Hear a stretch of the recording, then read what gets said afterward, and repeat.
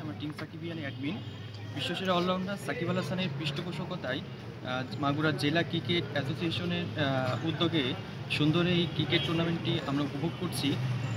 অনেক ক্রিকেটারদের আমরা দেখলাম, ভালো লাগছে কাছ থেকে দেখে, যাদেরকে আমরা টিভিতে দেখেছি, কাছ থেকে তাদের দেখতে পেয়ে খুব ভালো লাগছে। অসংখ্য ধন্যবাদ এত সুন্দর একটা আয়োজন করার জন্য। আমরা সাকিব ভক্ত, সাকিব ভাইয়ের পাশে আছি সবসময়। ওনার উদ্যোগকে অবশ্যই স্বাগত জানাই। অনেক সুন্দর। কি নাম বলছেন? নাম তো বলছেন। Thank you. আমি আজকে সকালে এসেছেন। আর এই এই মাগুরাতে আসলে মূলত আপনি এসছেন কেন? আমি মাগুরাতে আসছি মূলত সাকিব ভাইয়ের সাথে দেখা করার জন্য।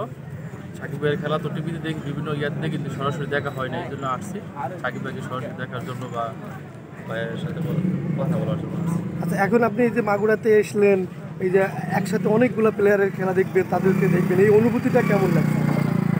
আসার পরে শুনতে পারলাম যে আজকে খেলার আয়োজন করছে মাগুরা ক্রিকেট অ্যাসোসিয়েশন। তো খেলা দেখে খুবই আনন্দিত এবং ভালো লাগছে। আমি অ্যাডজাস্ট করি।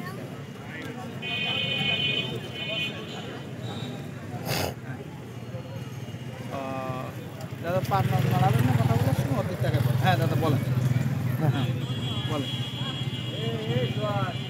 আমরা খুবই আনন্দিত এমন একটি পরিবেশ পেয়ে, একটি ক্রিকেটময় পরিবেশ। আপনারা জানেন মাগুরাকে ক্রিকেটের উর্বর ভূমি বলা হয়, যেখানেই জন্ম হয়েছে বিশ্ব ক্রিকেটের মহাতারকা, ধারাবাহিকতার বিস্ময়কর আবিষ্কার সাকিব আল হাসান। এবং আজকে এই প্রীতি ম্যাচে তিনি থাকবেন এবং এই প্রীতি ম্যাচকে কেন্দ্র করে ইতিমধ্যে আপনারা জানেন যে দেশব্যাপী সাড়া পড়ে গেছে মাগুরা তো অবশ্যই।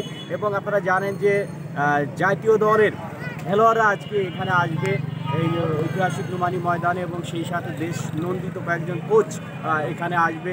এবং আমরা বিশ্বাস করি যে সাকিব আল হাসান ক্রিকেটে যেভাবে দেশকে এগিয়ে নিয়ে গেছেন, আশা করি যে রাজনৈতিক অঙ্গনেও সাকিব আল হাসান একটি অনন্য ভূমিকা পালন করবে। এবং বর্তমান এমপি গণমানুষের নেতা আলহাজ অ্যাডভোকেট সাইফুজ্জামান শিকর ভাইয়ের উন্নয়নের ধারাবাহিকতা, যে উন্নয়নের ধারা সৃষ্টি করেছেন, সেই ধারাবাহিকতা বজায় রেখে আগামী দিনে মাননীয় প্রধানমন্ত্রী জননেত্রী শেখ হাসিনার একটি স্মার্ট বাংলাদেশ, স্মার্ট মাগুরা গড়বে, এটি আমি বিশ্বাস করি।